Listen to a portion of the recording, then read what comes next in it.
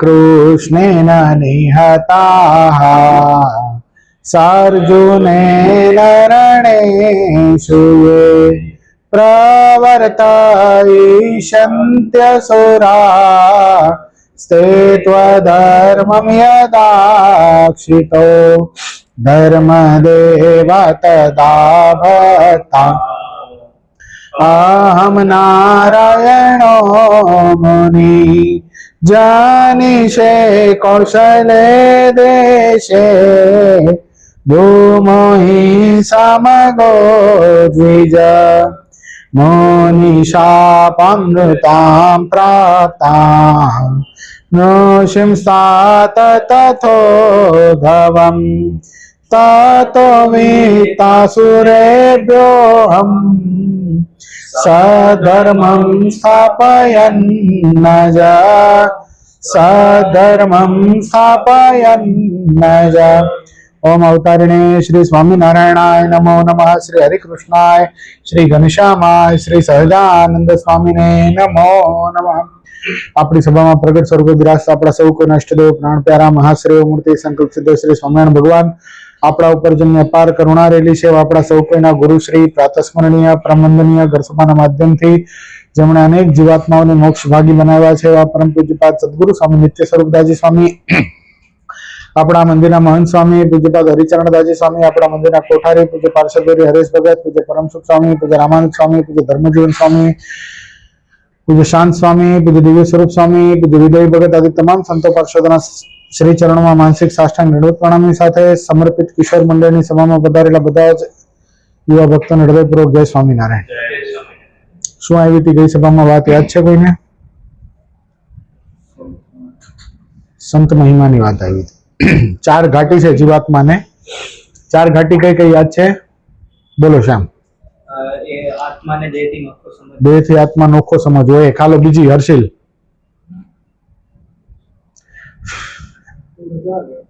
एक ही सभा में हालो हर्षित ये तो चौथी लास्ट थी। हालो सेकंड क्यों? बेथी आत्मा नोखो समझो। हालो उत्तम पंच विषय मांथी राग टाळवा क्रमशः याद राखवानो।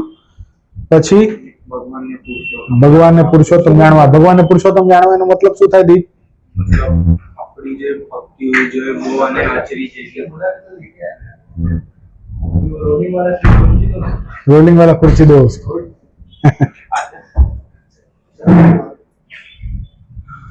मेरे गोदी में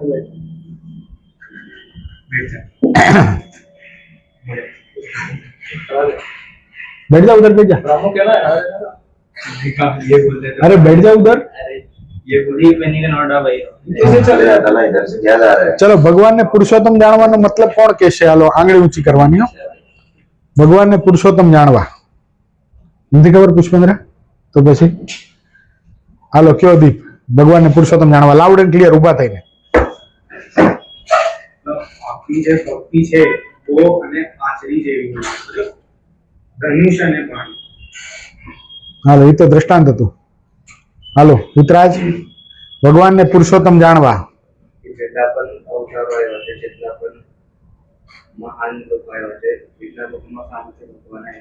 सरस क्यों पुष्पेंद्र? भगवान स्वामीनारायण से सर्वोपरि सर्व अवतार अवतारी सर्व कारण कारण पूर्ण पुरुषोत्तम नारायण है। आ ब्रह्मांड में अनंत कोटि ब्रह्मांड में भगवान नु धार्યું બધું થાય છે। जे कई अत्यारे ऐश्वर्य देखाय छे भूतकाल में देखाणा ने भविष्य में देखाशे बधा कोना वते थाय छे? मने ने तमने मळ्या जे प्रत्यक्ष पूर्ण पुरुषोत्तम नारायण भगवान स्वामीनारायण वते थाय छे। आ शुं छे? भगवान प्रत्येनी पुरुषोत्तमपणानी भावना छे। समजाणो? आपणे भगवानने सर्व करता सर्व नियंता सर्व कारण अने सौथी पर आवुं समजवानुं छे। तो आ त्रण घाटी छे। त्रणेय त्रण घाटीने उल्लंघन करवा माटे सौथी अगत्यनुं शुं? संत समागम। भगवानना साधु ओळखवा। साधु ओळखवा चौथी घाटी छे। तो हवे आपणे जे साधु ओळखवानी वात आपणे जे गई सभामां करी थी ई जे स्वामीए करी छे, कोणे करी छे आ वात? आ क्या स्वामीनी वातमां छे? કોણ કે આંગળી ઊંચી કરીને કહેવાનું. આજે જીવાત્માના મોક્ષમાં 4 ઘાટી છે. કયા સ્વામીએ વાત કરી છે? બોલો પુષ્પેન્દ્ર. ગુણાદિતાનંદ સ્વામી. તો એ સદગુરુ વર્ય ગુણાદિતાનંદ સ્વામીની વાતો આજથી આપણે પ્રારંભ કરવાની છે. ગુણાદિતાનંદ સ્વામીની વાતો એટલી બધી જબરદસ્ત છે, એટલી બધી ઐશ્વર્યવાન છે, એમાં એટલું બધું સંતો હરિભક્તો બધાનો મહિમા લખેલો છે. અને આ વાતો જયારે આપણે વાંચીએ ત્યારે સ્વામી એમ કીધું છે કે આ વાત જયારે આપણે વાંચીએ ત્યારે એમ સમજવું કે સ્વામી પોતે વાતો કરે છે. કોણ કરે છે? સ્વામી પોતે વાતો કરે છે ને હું સાંભળું છું. સમજાણો? એવી રીતે સમજવાનું છે. અનાદિ મૂળ અક્ષર મૂર્તિ સદગુરુ શ્રી ગુણાદિતાનંદ સ્વામી વાત કરી છે. ભગવાન ને સાધુના મહિમાની વાતો નિરંતર કરવી ને સાંભળવી. કોની? શું કરવાની છે? મહિમાની વાતો. ખાલી વાતો નહીં, મહિમાની વાતો નિરંતર કરવી ને સાંભળવી. ને મહારાજ તો પોતાનું અક્ષરધામ ને પાર્ષદ ને પોતાનું સમગ્ર ઐશ્વર્ય તે લઈને અહીં પધાર્યા છે. શું શું લઈને આવ્યા ભગવાન અક્ષરધામમાંથી? કૌશલ ભગત ધ્યાન આપો. મહારાજ તો પોતાનું અક્ષરધામ શું લઈને આવ્યા છે? જ્યાં મહારાજની મૂર્તિ છે એ અક્ષરધામનું મધ્ય છે. આવું મહારાજે વચનામૃતમાં કીધું છે. કેટલા વચનામૃતમાં કીધું છે? સ્વમુખે શ્રીજી મહારાજ બોલેલા છે. ભગવદાનંદ સ્વામીએ મહારાજને પ્રશ્ન કર્યો, મહારાજ સમજો, બહુ સમજાવી વાત છે કે શાસ્ત્રમાં એમ કીધું છે કે આપના એક એક રોમમાં અનંત કોટી બ્રહ્માંડો ઉડતા ફરે છે, વાત સાચી? મહારાજ મંદ હાસ્ય કરીને કીધું, સ્વામી તમારી દ્રષ્ટિ પહોંચી નહીં. અમારા એક રોમમાં અનંત કોટી બ્રહ્માંડો ઉડતા ફરે છે નહીં, તો અક્ષરના એક રોમમાં અનંત કોટી બ્રહ્માંડો ઉડતા ફરે છે. અક્ષરની એટલી બધી મોટાઈ છે. અને અક્ષર પણ ભગવાન સ્વામિનારાયણના એક રોમના કોટીના પાષાંગમાં ના આવે એટલા બધા ભગવાન મોટા છે.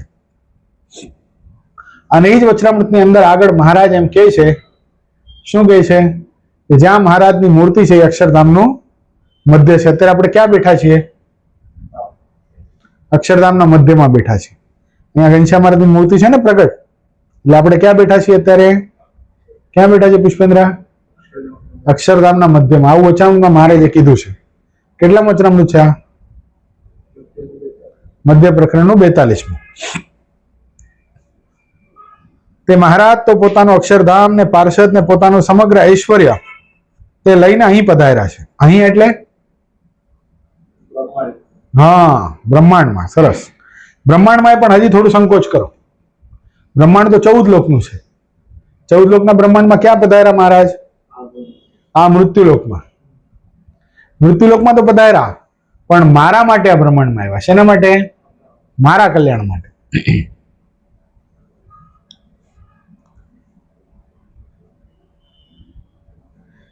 તે એવા ને એવા જ છે. જેવા અક્ષરધામમાં છે એવા ને એવા અહીંયા આવ્યા છે. એના રોમ માત્રમાં ફેર નથી. તે આજે દેહ છતાં મળ્યા છે તે કાંઈ બાકી નથી. એમ સમજાય તો જીવમાં કાંઈ દુર્બળતા રહે નહીં. જે ભગવાનને મરીને પામવાના છે સત્ય દેહ મળી ગયા છે. જોજો, તે આજ દેહ મૂકીને જેને પામવાના છે તે આ દેહ છતાં મળ્યા છે. ને જીવ બીજી રીતનો થઈ જાય. ને મહિમા સમજવા જેવું બીજું કોઈ મોટું સાધન નથી. મહિમા સમજાય ને તો બધું થાય, અને મહિમા ન સમજાય તો કાંઈ ન થાય. ખ્યાલ આવ્યો? મહિમા સમજવા જેવું બીજું કોઈ સાધન નથી. અને મહિમા વિના બીજા ગમે એટલા સાધન કરે તો પણ જીવ બળને પામે નહીં. એક દિવસનો સાવ દુર્બળમાં દુર્બળ કનિષ્ઠ કક્ષાનો જીવ હોય એ પણ મહિમા સમજીને મહિમા પ્રાપ્ત કરીને ક્યાં સુધી પહોંચે એને બહુ મસ્ત મજાનું દ્રષ્ટાંત તમને આપું. ભુજમાં ધર્મજીવન સ્વામી થઈ ગયા. ભુજના મહંત થયા. હવે એક વખત એ માધાપર ગામમાં પધારેલા. ભુજમાં માધાપર કરીને એક ગામ છે. હવે એ માધાપર ગામની અંદર હરિમંદિર હતું. ત્યાં સ્વામી ગયા, સત્સંગ થયો. પણ ત્યાં એ મંદિરની બહાર એક અનાર્થ બાળક, એ બાળકનું કોઈ નહીં, ઓર્ફન હતો બિચારો, અનાર્થ, પેટ ફૂલી ગયેલું, એકદમ લાવારસ સ્થિતિ, નાકમાંથી પાણી જાય, શેડા જાય, આંખમાં પચ્ચીઓ, કેટલા દિવસથી નાયો નહોતો, એમને એમ પડ્યો હતો. સ્વામી બરાબર તે વખતે ગાડાની ઓલી હતી, ચલણ હતું, એટલે ગાડામાં બેસીને આવેલા. ગાડામાં બેસીને સ્વામી જ્યાં અંદર સભા કરવા માટે જતા હતા ત્યારે સ્વામીએ બાળકને જોયો. સ્વામીની દ્રષ્ટિ પડી અને સ્વામી ત્યારે કઈ બોલ્યા. 4 દિવસ માધા પર સ્વામી રોકાણા. 4 દિવસને અંતે સ્વામી જયારે પાછા જતા હતા, સ્વામીએ હરિભક્તને પૂછ્યું કે આ બાળક કોણ છે, રોજ અહીંયા બેઠો હોય છે? તો હરિભક્તોએ કીધું સ્વામી અનાર્થ બાળક છે, એનું કોઈ નથી. અહીંયા સંતો હરિભક્તો પોતાના ઘરમાં જે કાંઈ રોટલી દાળ ભાત શાક જે કાંઈ બનાવ્યું હોય ને એ થોડું ઘણું વધારે બનાવે અને આને આપે. આ બિચારો અહીંયા બેસીને જમી લે છે, એમ કરતા એનું ગુજરાન ચાલે છે. સ્વામીની પાસે ગયા, માથા ઉપર હાથ ફેરવ્યો અને સ્વામીએ પ્રશ્ન કર્યો, બેટા તારે ભણવું છે? કેટલી ઉંમરનો હતો? 4-5 વર્ષનો હતો. તારે ભણવું છે? એ કે હા ભણવું છે. ખ્યાલ મારા ભેગો. હરિભક્તો સમજી ન શકે આવા રૂંઢમૂંઢ બાળકને જેનું પેટ ફૂલી ગયું છે, આંખમાં ને નાકમાં પચ્ચીઓ ને નાકમાંથી શેડા જઈ રહ્યા છે, આનું કોઈ નથી, આ શરીરમાંથી દુર્ગંધ આવી રહી છે, આવા બાળકને સ્વામી ક્યાં લઈ જાય છે? પણ જે દ્રષ્ટિ હરિભક્તો ન કેળવી શક્યા એ ભગવાનના એકાંતિક સાધુ, એક સત્પુરુષ કેળવી શકે. એ સમજી ગયા, લઈ આવ્યા. થોડોક સમય થયો, સ્વામી ગાડામાં બેસાડીને સ્વામીને ભુજ લઈ આવ્યા. ભુજમાં વૈદ્ય પાસે લઈ ગયા, દવા કરાવી. થોડોક સમય અઠવાડિયું 10 દિવસ દવા ચાલી. પેટ ફૂલેલું હતું એ પાછું બેસી ગયું. છોકરો સ્વસ્થ થયો, થોડું વ્યવસ્થિત જમતો થયો. પછી એને કીધું હવે તારે ભણવું છે? કે હા. એના વાળ વ્યવસ્થિત કપાવ્યા, સ્નાન કરાવ્યું, શ્વેત વસ્ત્ર, અત્યારે સંજય ભગત કેમ પહેરે એવા સફેદ વસ્ત્ર આપ્યા. પછી એને ત્યાં સ્થાનિક સ્કૂલમાં મોકલ્યો, ભુજની, કચ્છની. બહુ હોશિયાર નીકળ્યો. એની કેચઅપ શક્તિ એટલી બધી, એન્ટિસિપેટરી પાવર એટલો જોરદાર હતો કે જે ટીચર ભણાવે તરત શીખી જાય. સ્વામીના મનમાં એમ થયું કે આને આ લૌકિક મારે ભણાવવો નથી. સ્વામી એને કીધું તારે સંસ્કૃત ભણવું છે? એ કે આ ભણવું છે. સ્વામીએ પછી એને તે વખતે મેલકોટ એટલે બેંગ્લોર મોકલ્યો ભણવા. બેંગ્લોર મોકલ્યો. 5 વર્ષને અંતે 12 વર્ષની વિદ્યા આ બાળક ભણી ચૂક્યો. કેટલા? 5 વર્ષમાં 12 વર્ષની વિદ્યા ભણી લીધું. સંસ્કૃત, વેદાંત, જે યોગેશ સ્વામીની ડિગ્રીઓ હતી ને બધી, એ ટાઈપનું બધું જ ભણી ગયો. પાછો આવ્યો. સ્વામીને દંડવત પ્રણામ કર્યા. સ્વામીએ બહુ માથા ઉપર હાથ મૂક્યો, બહુ રાજી થયા કે બહુ સરસ તું ભણી ગયો. પછી સ્વામીએ કીધું તારે સાધુ થવું છે? એ કે સ્વામી મારું કોઈ નથી તમારા સિવાય, તમે જેમ કહો એમ કરવા તૈયાર. સ્વામીએ પાર્ષદ કર્યો. સમય જતા સ્વામી દીક્ષા અપાવી અને નામ પડાવ્યું ધર્મજીવન સ્વામી. 2, ઓલા પેલા મોટા અને નાના ધર્મજીવન સ્વામી. હવે ભુજમાં આજે પણ મહંતની પરંપરા છે, મહંત પદની પરંપરા છે. પછી સ્વામી જ્યારે વૃદ્ધ થયા ત્યારે હવે તો પછી બોલી શકાય નહીં એવી પરિસ્થિતિ હતી. એટલે હરિભક્તો વિચારે, સંતો વિચારે કે જે મહંત હોય પેલાના એ પોતાના સ્થાને બીજા મહંતને સ્થાપતા જાય. સ્વામીએ કોઈને સ્થાપન નથી કર્યા. હવે શું, કોણ બનશે? આટલી મોટી ભુજની સંસ્થા, આટલા બધા સાધુ, વિદેશોમાં આફ્રિકા, ઇંગ્લેન્ડ, યુકે, યુએસએ બધે ઠેકાણે આટલો બધો સત્સંગ, બધે ઠેકાણે સંતોની બદલી થાય, સંતો ગામડા ફરવા માટે જાય, ગામડે ગામડે મંદિરો થાય. આ બધી કોની આજ્ઞાથી થાય?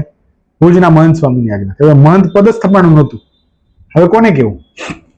અને તે વખતે છેલ્લે જયારે ધર્મજીવન સ્વામી પોતાના ધામમાં જતા હતા ત્યારે આ નાના ધર્મજીવન સ્વામીને પોતાની પાસે બોલાવીને હરિભક્તોને કીધું આજ પછી મારી પછી જો કોઈ મહંત પદ ઉપર બેસી શકે એવું જો કોઈ શક્તિશાળી વ્યક્તિ હોય તો આ ધર્મજીવન સ્વામી છે. મારો કહેવાનો મતલબ તમને એ કે એક દિવસનો બાળક કેવો હતો?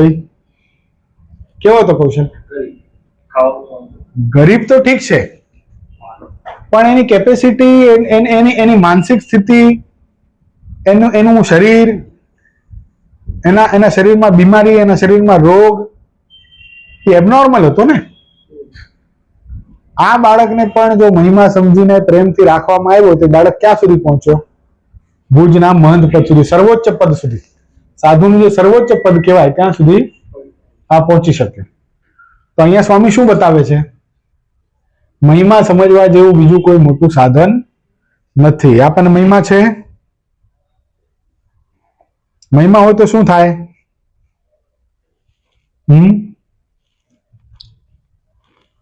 શું થાય કૌશલ? મહિમા સમજાય, સંતો ભક્તોનો મહિમા સમજાય તો શું થાય? કલ્યાણ તો થાય, પણ એના માટે શું ન થાય? તને યોગેશ્વર સ્વામીનો મહિમા હતો, તને ગયા સેમિનારમાં સ્વામીએ સ્ટેજ ઉપર ચડાવ્યો, બરાબર છે? અને આટલા મોટા સ્ટેજ ઉપર તને ડાન્સ નથી આવડતો તો તને ડાન્સ કરવાનું કીધું, તો તું શરમાય છે ને, બરાબર છે? આમ જનરલ કોઈ બી દાંડિયામાં કે ગરબામાં નાચતો નથી, પણ એ વખતે સ્વામીના વચને શું કામ ડાન્સ કર્યું? તે સ્વામીનો મહિમા છે એટલે. શું છે? નથી આવડતું તોય થયું. અમિતભાઈ લાખાણી, આપણા મંદિરના ટ્રસ્ટી, સૌથી વધારે ડોનર, બરાબર છે? મંદિરમાં તારા પપ્પાને ઈ બે જણ, જ્યાં બી દાન કરવાનું હોય સૌથી મોટું દાન એમનું હોય. આને તો હાલો નોર્મલ ડાન્સ કરવાનું કીધું. એમને કઈ રીતે કીધું હતું? છોકરીઓની જેમ લેડીઝ બનીને નાચો. હતો ને કૃષ્ણ? તું તો ભગવાનના સાધુનો મહિમા હતો તો કેવી રીતે નાચ્યા? છોકરીની જેમ લટકા કરીને નાચ્યા કે નહીં? એ શું કામ નાચ્યા? મહિમા છે એટલે રાજી કરવું છે. આને આ વાત ભગવાન સ્વામિનારાયણ વચનામૃતમાં બતાવી. હાલો કોણ પકડશે? ભગવાન અને ભગવાનના સંતનો તેને મહાત્મા સહિત નિશ્ચય હોય, મહિમા હોય, એનાથી ભગવાન અને સંતને અર્થે શું ન થાય? બધું જ થાય. સ્ત્રીઓ પુરુષનો ત્યાગ કરે, પુરુષો સ્ત્રીનો ત્યાગ કરે, સાધુ થાય, બધું જ થાય. મહિમા હોય એનાથી શું ન થાય? આવું કેટલા વચનામૃતમાં કીધું છે? લોયાનું 3જું વચનામૃત. તો મહિમા હોય એનાથી બધું જ થાય. તો આપણને મહિમા સમજાવવાનો છે, કેમ ખબર પડે? આપણા જીવનની અંદર મહિમા છે કે નહીં, એમ તો બધું વ્યવસ્થિત થયેલું જાય છે, પણ આપણને કોઈક એવી આજ્ઞા કરે, ખ્યાલ આવ્યો? હવે કાલે સન્ડે છે, બરાબર છે? અત્યારે હમણાં વરસાદ બંધ થઈ ગયો છે અને બધા આમ વોટરફોલ ઉપર ને એવી પિકનિકો ઉપર જતા હોય. દાખલા તરીકે તમે જ કોલેજના ફ્રેન્ડ્સ છો અને સરસ મજાની ટ્રીપ ગોઠવી, નક્કી કરી નાખ્યું કે ટ્રીપ ઉપર જવું છે. અને હિતરાજ સવારના પોરમાં હરિચરણ સ્વામીનો ફોન આવે કે હિતરાજ ભગત તમે શું કરો છો આજે? તમે બરાબર બેગ પેક કરી હોય, સરસ નાસ્તો પાણી લઈ લીધો હોય, મમ્મી ઇડલી બનાવી દીધી હોય, ગરમા ગરમ નાસ્તો કરી લીધો હોય, તમે બરાબર મસ્ત ટ્રેકિંગ બેગ પેક કરી લીધો હોય, બરમુડા ચડ્ડી બધું નાખી દીધું હોય, સરસ ક્રોક્સ પહેરી લીધા હોય કે ટ્રેકિંગમાં મજા આવે, એમ તમે નીકળી રહ્યા છો. ત્યાં હરિચરણ સ્વામીનો ફોન આવે કે હિતરાજ ભગત આજે તમારે અમારી સાથે, એક સ્વામી બીમાર છે, દવા લેવા માટે મુંબઈ આવવાનું છે, આવતા સાંજ પડી જશે, માટે ઘરે કહેતા આવજો કે હું મોડો આવીશ. આ બાજુ ફ્રેન્ડ ફોન કરે છે, 7:25 કા ખોપોલી લોકલ પકડને કાય. આ બાજુ હરિચરણ સ્વામીનો ફોન આવ્યો, તમે બે માંથી ક્યાં જાઓ? હૃદય ઉપર હાથ રાખી ઓનેસ્ટલી કહેવાનું છે.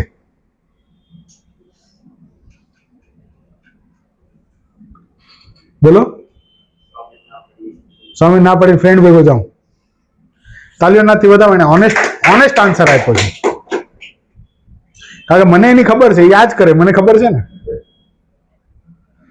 એટલે કઈ સ્થિતિમાં છે ને એટલીસ્ટ એક્સેપ્ટ તો કર્યું, મેન એક્સેપ્ટન્સ છે. નકા શું થાય? અત્યારે બંધ થઈ જાય. અત્યારે કોણ કહેવાનું? અત્યારે કહી દો ને, કા અત્યારે તો આ પાડ દો. પણ એવું નથી, અમે એવા સંજોગો ઉભા પણ કરીએ એટલે જ ના પાડી.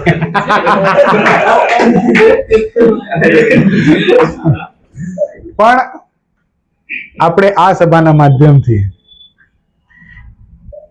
આપણે બધા એવા થઈ શકવા જોઈએ કે અહીંયા મંદિરથી સંતોનો ફોન આવે, ગમે એવું કાર્ય શું કામ નથી, લાખો કે કરોડોનું નુકસાન શું કામ નથી થતું, સંતોનું વચન પડે ને આપણે દોડતા મંદિરે આવીએ. તમને ખ્યાલ હોય તો સેમિનારમાં સ્ટાર્ટ જયારે થયું ને હરિચરણ સ્વામી સ્ટાર્ટ કર્યું ત્યારે વાત કીધી ખબર છે કે આ સભાની અંદર એક એવા ભગત બેઠા છે, યુવાન જ છે, જોઈન્ટ ફેમિલીમાં રહે છે,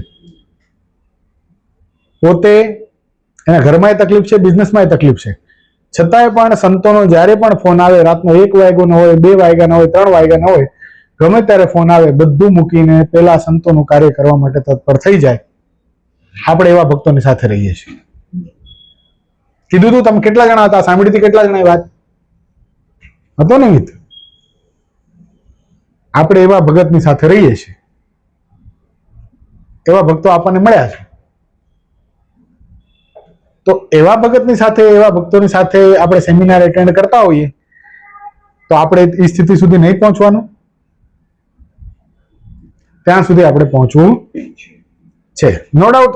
જો એક દિવસે ન થાય, આગળ સ્વામી બતાવશે. જોજો ને મહિમા સમજવા જેવું બીજું કોઈ મોટું સાધન પણ નથી, ને મહિમા વિના બીજા ગમે એટલા સાધન કરે તો પણ તે જીવ બળને ન પામે. અને એવો મહિમાનું સમજવાનું કારણ તો એવા ભગવદીયનો પ્રસંગ છે. આ મહિમા સમજાય કેમ? ભગવદીયનો પ્રસંગ. ભગવદીય એટલે શું?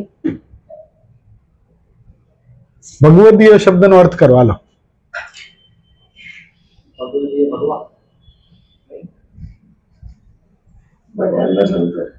નહીં, અહીંયા સંતની વાત નથી. હાલો કૌશલ ને તો કઈ, કૌશલ્ય તો કઈ. હાલો પુષ્પેન્દ્ર. ભગવાનનો જે એવો ભક્ત છે જેના જીવનમાં આવો મહિમા છે, ભગવાનના સાધુનો, ભગવાનના ભક્તનો, ભગવાનનો આવો જે ભગવાનનો ભક્ત છે, એના પ્રસંગ થકી, એના સમાગમ થકી આવો મહિમા સમજાય છે. ખ્યાલ આવ્યો? કોના થકી સમજાય? એવા ભગવાનના સંત કે એવા ભગવાનના ભક્ત જેને આવો મહિમા છે. ભગવદી અહીંયા શબ્દ જે વાપર્યો છે ને એ ખાલી એકલા સાધુ માટે નથી વાપર્યો. ભગવાનનો સંત કે ભગવાનનો ભક્ત જેને એવો મહિમા છે, એના સંત, એના સમાગમમાં, એના સંગમાં રહીએ, એની વાત સાંભળીએ, એની વાત આપણે ઉતારીએ જીવનમાં, તો શું થાય છે? આપણે પણ એવો મહિમા સમજવા લાગીએ છીએ. ધીરે ધીરે કરતા આપણે ક્યારે એવા મહિમા વાળા થઈ જશું આપણને પણ ખબર પડશે નહીં. 100% વાત છે હિતરાજની, બરાબર છે. અત્યારે જે સ્ટેજ ઉપર છે એને વર્ણન કર્યું, પણ આગળ વધવું છે કે નહીં? એક દિવસ એવો આવો જોઈએ કે નહીં?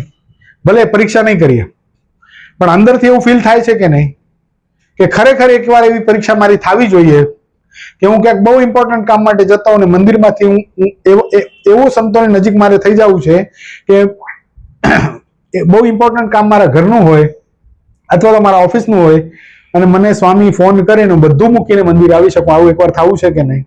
બસ આ ગોલ હોવો જોઈએ. આપણે તમને ખ્યાલ હતો એક વાત કરી હતી કે રુચિ સહાય કરે છે. ખ્યાલ છે? એક સભાની વાત હતી. તો આ છે રુચિ છે. શું છે આ? રુચિ છે, આપણી ઈચ્છા છે, ઈચ્છા શક્તિ. આ બહુ મહત્વની છે. ઈચ્છા શક્તિ વગર કાંઈ કામ નથી થતું. ખ્યાલ આવ્યો? અને મહિમા હોય ને તો શું ન થાય? બધું જ થાય.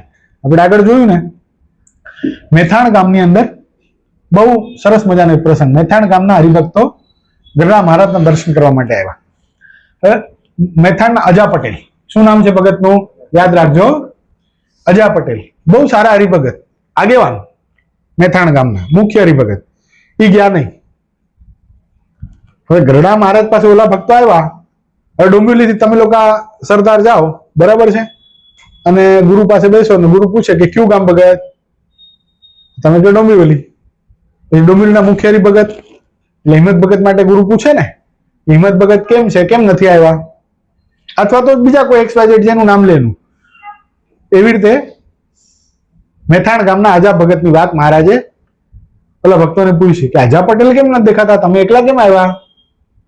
ત્યારે પેલા હરિભક્તો એમ કીધું, મહારાજ અત્યારે અમારા ગામની અંદર બાજુના જે દરબારો છે એને ગામ ઉપર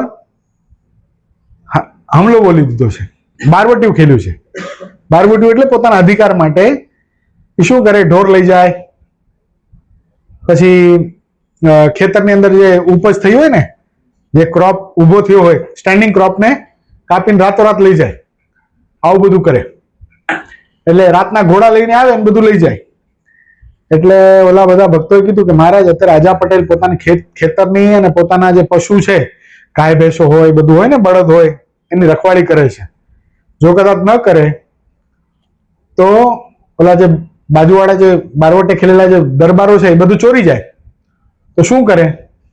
ત્યારે મહારાજે બહુ સરસ મજાનું કીધું. પુષ્પેન્દ્ર, મહારાજ કીધું કે અજા પટેલને એકલાને જ બધું છે, એને જ ખેતરની અંદર જે મોલ ઉભો છે, ફસલ ઊભી છે, એને જ છે, એને જ ઢોર ઢાકર છે, એને જ પશુ છે, તમને બધાને નથી? શું પૂછ્યું પુષ્પેન્દ્ર મહારાજે?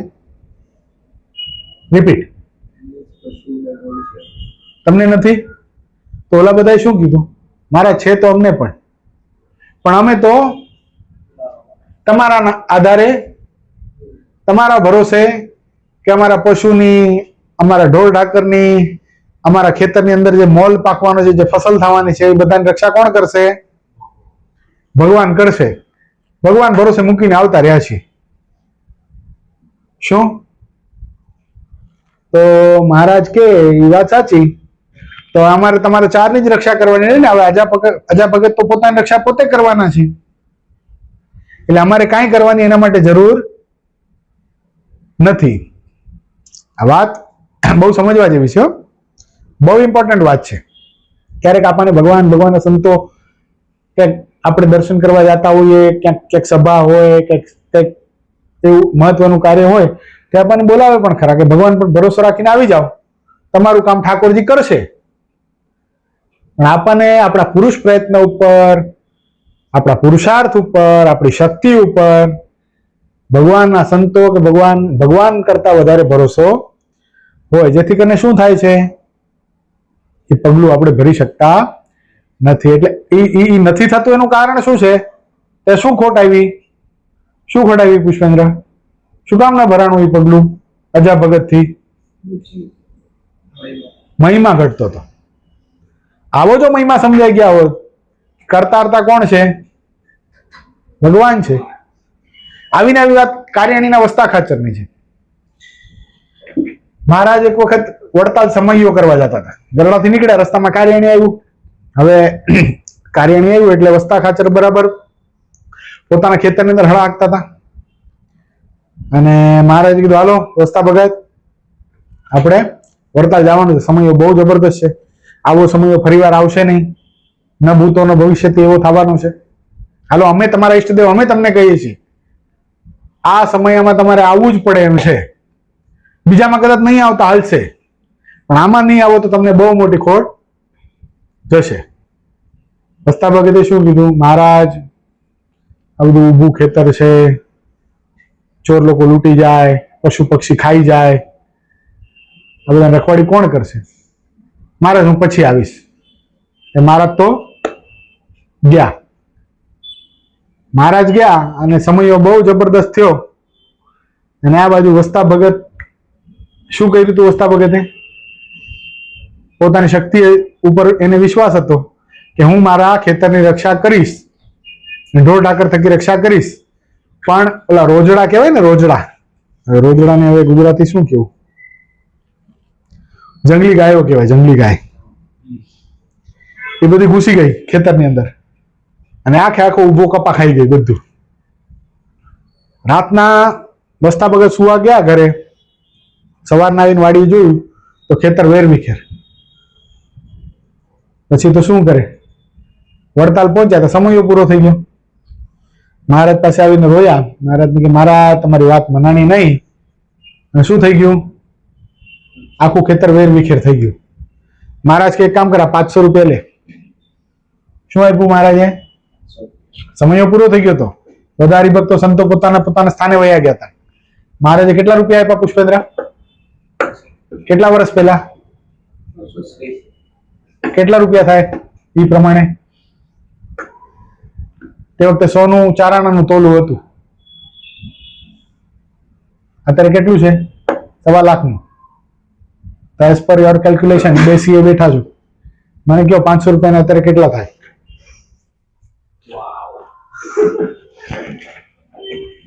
કેટલા થાય? કેટલા થાય અંદાજો તો મારો? 50 કરોડ થાય? બરાબર છે ને?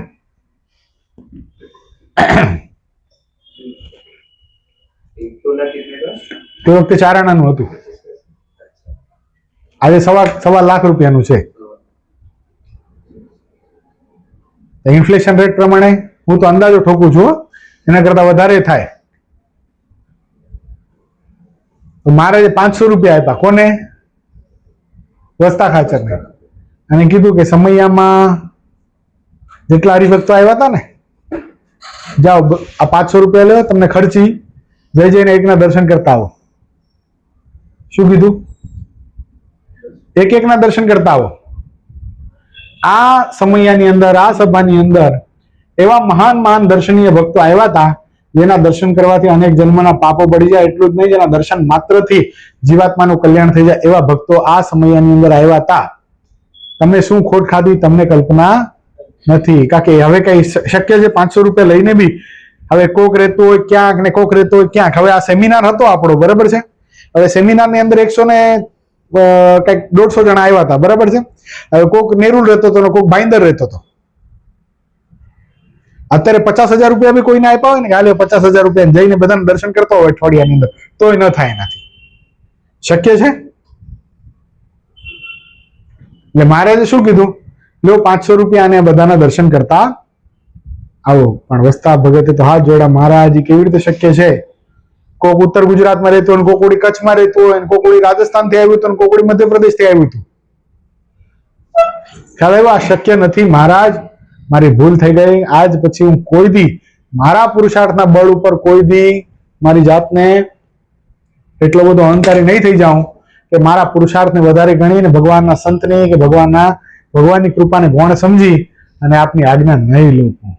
આ જ વાત અજા પટેલ સાથે થઈ. અજા પટેલને સમાચાર મળ્યા, 4 ભક્તો પાછા ગયા મેથાણ, અને મેથાણ જઈને અજા પટેલને વાત કરી કે મહારાજ તો આવું કહેતા હતા કે હવે અમારે અજા પટેલની ચિંતા મટી, અમે 4 જણાની ચિંતા કરવાની રહી, 4 જણાના જ ખેતર ને 4 જણાનું જ બધું રક્ષા કરવાની રહી.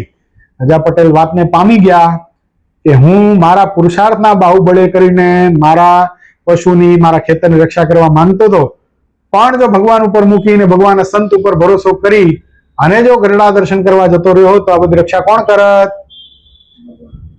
તો ક્યારેક આપણને આવા જિંદગીમાં આવા ક્યારેક જ પ્રસંગ બન્યો, ક્યારેક જ બને, જયારે ભગવાનના સંતનું વચન માનવું, અથવા તો આપણું બહુ અગત્યનું કામ, જો કામને ગૌણ કરતો જ નથી.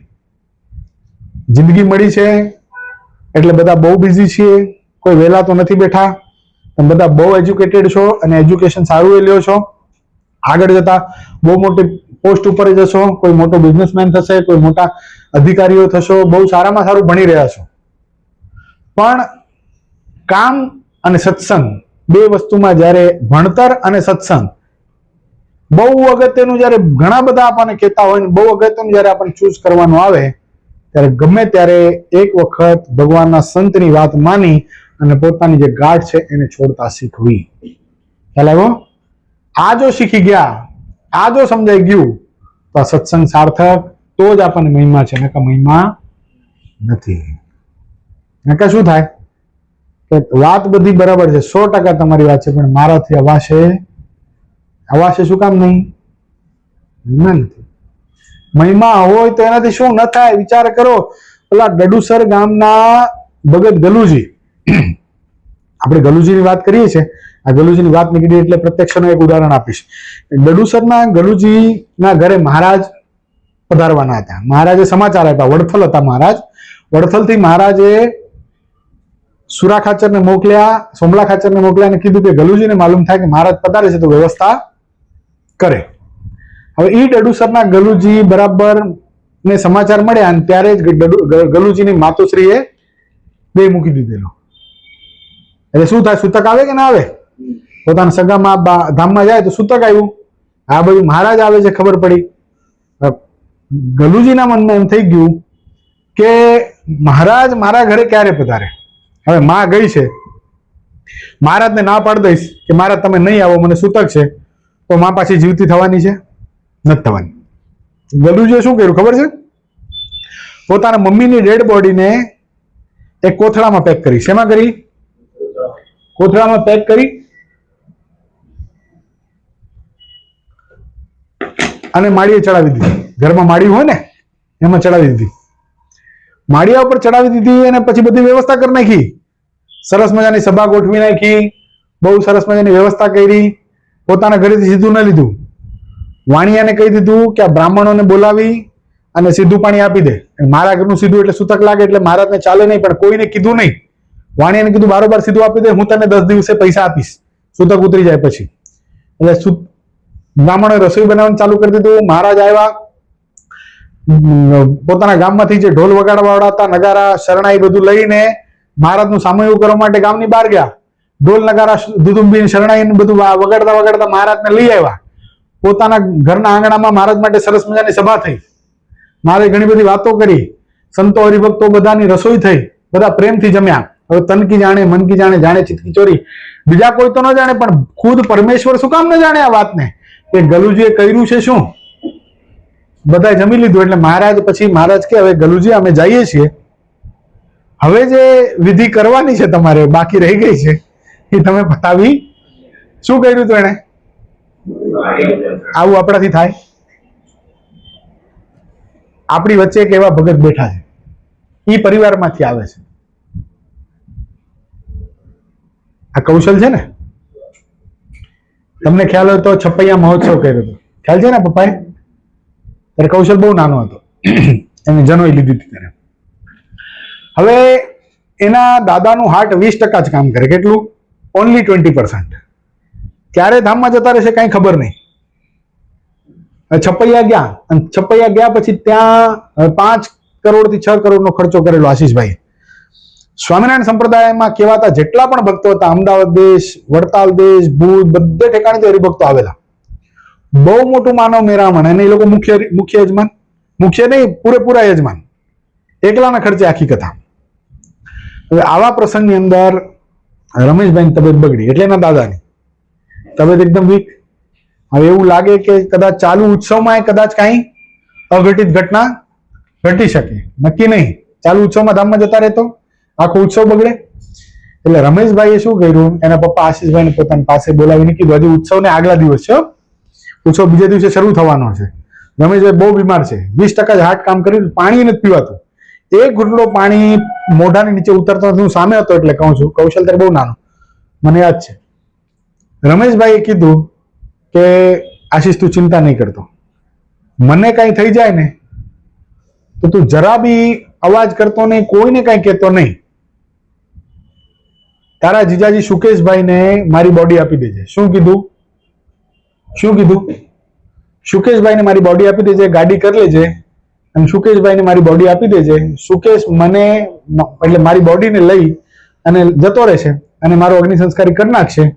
તું અહીંયા ઉત્સવમાં બિલકુલ બી વિઘન કરતો નહીં, કોઈને કાનો કાન ખબર ન થવી પડે. અને 9 દિવસનો ઉત્સવ બહુ સારામાં સારી રીતે જોરદાર ધામધૂમથી પૂરો થવો. વિચાર કરો, મરણ પથારીએ છે ત્યારે પણ આપણે કોની વાત કરીએ છીએ? ગલુજીની, 200 વર્ષ પહેલાની. પણ અત્યારે આપણી સાથે એવા ભક્તો પણ જેના દર્શન આપણે કરેલા છે. રમેશ દાદાના દર્શન કેટલા જણાએ કર્યા આમાંથી? રમેશભાઈ માનસે તા પુષ્પેન્દ્ર યાદ નથી આવતા તને? નહીં? બીજા તો શેને કર્યા? તને भी याद नहीं आता? इतराज ने किया है, वो तो इसने भी किया है. मस्त है, टोपी वोपी गॉगल बोगल चढ़ाई ना बाइक लेनी.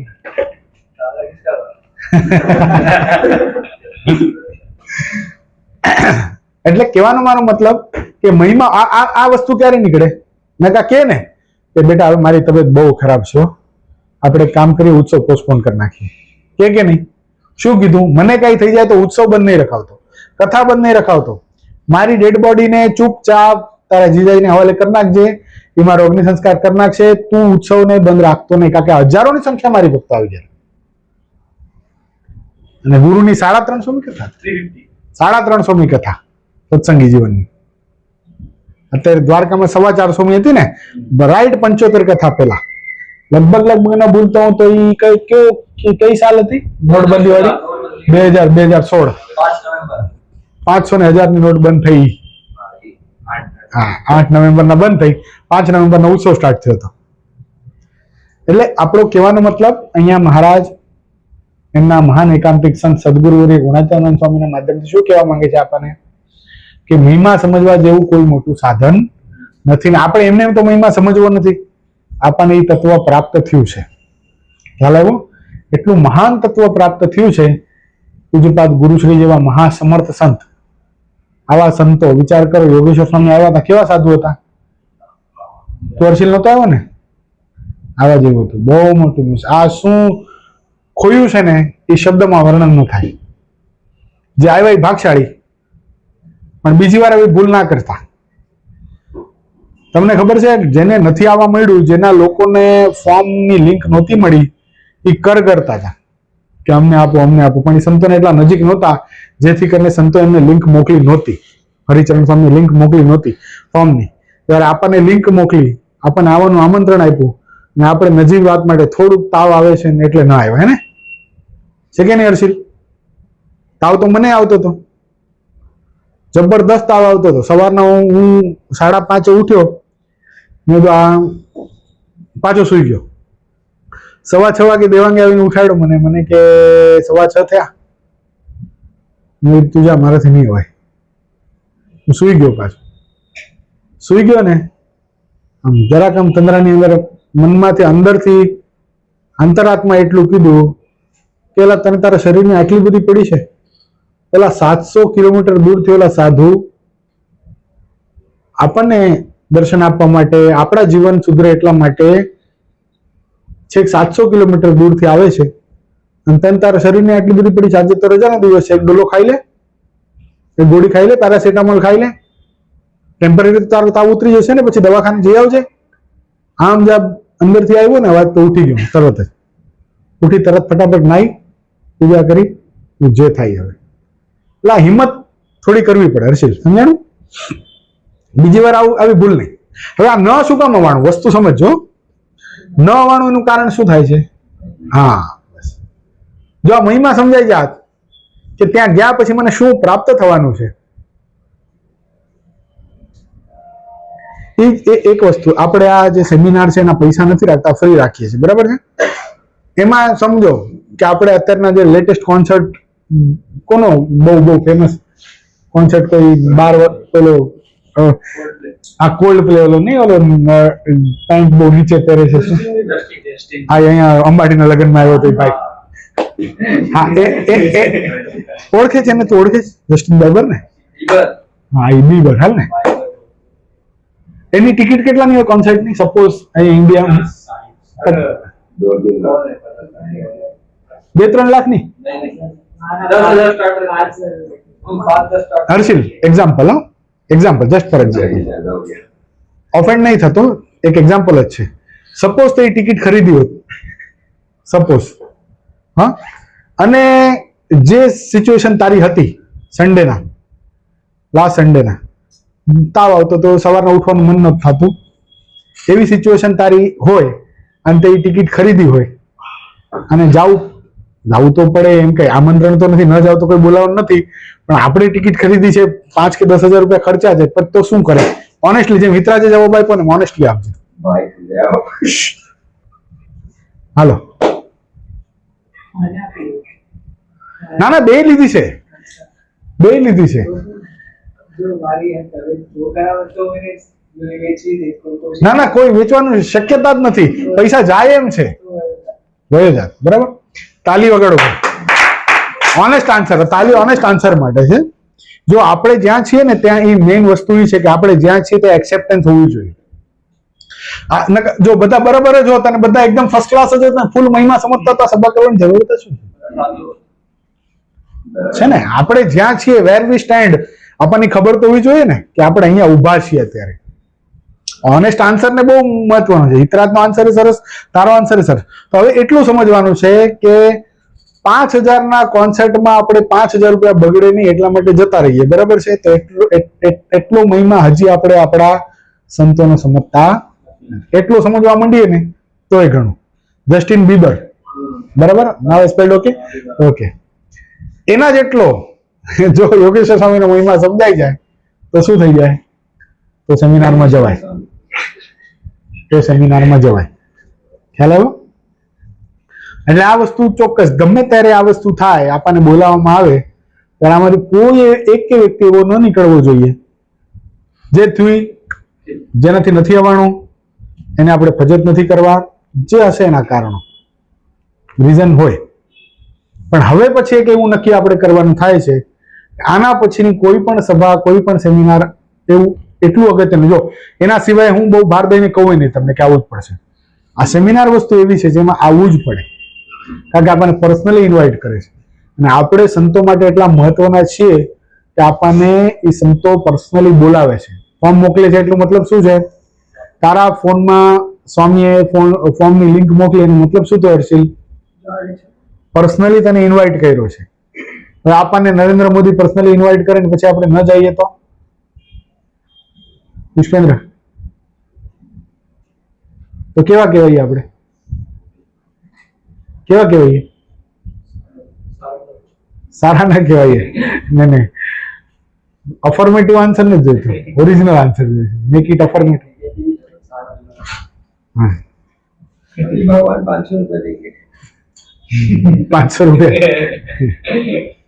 એટલે કહેવાનો મતલબ કે ભગવાન સ્વામિનારાયણે મધ્ય પ્રકારના 22મા વચનમાં વાત બતાવી, એટલામાં રાજાનું રાજ્ય, એટલામાં રાણીનું રાજ્ય છે. આ સાધુ છે એ ભગવાનની રાણી છે. કોણ છે? અને આવા ભગવાનના સાધુ પુરુષ આપણને બોલાવતા હોય ત્યારે આપણે આ ભગવાન પછીનું સ્ટેપ છે. કોણ છે? આ દુનિયાની ગમે એટલો મોટો વ્યક્તિ છે એની ગરિમાની આગળ તો બહુ ઊંચી કક્ષા છે, બહુ ઊંચી વસ્તુ છે. અને એ આપણને બોલાવતા હોય ત્યારે આપણે ગમે એટલું કાર્ય હોય, ગમે એ વસ્તુ હોય એ મૂકીને આપણે એમાં સંમલિત થવું પડે. અને જો સંમલિત થઈએ તો જ આપણે આ સત્સંગ કરીએ છીએ, એ સાર્થક છે. સત્સંગ કરવાનો હેતુ શું પુષ્પેન્દ્ર? શું સમજાય છે સત્સંગથી? મહિમા સમજાય છે. મહિમા સમજાય તો આગળ ફરીવાર આવી ભૂલો થાય નહીં. એટલે ફરીવાર આવી ભૂલ ન થાય, જીવનની અંદર આપણે આગળ વધતા રહીએ, સંતોનો સમાગમ કરતા રહીએ અને વિશેષ ભગવાનનો અને સંતોનો મહિમા સમજતા રહીએ, એવી મહાશ્રી મૂર્તિ હરિકૃષ્ણ મહારાજ ગોપાળાનંદ સ્વામીના ચરણોમાં પ્રાર્થના કરી અને આજની સભાને આપણે વિરામ જાહેર કરશું. બોલો સ્વામિનારાયણ ભગવાનની જય. શ્રીપતિમ શ્રીધરમ સર્વદેવ ઈશ્વરમ ભક્તિધર માતમ હરે માધવમ કેશવમ. અને બને ત્યાં સુધી મારી એક રિક્વેસ્ટ છે, આ સભાની અંદર દાંડી નહીં મારતા પ્લીઝ. હા, તો હું ક્યાં કોઈને પોઈન્ટ આઉટ થોડી કરું છું. હો,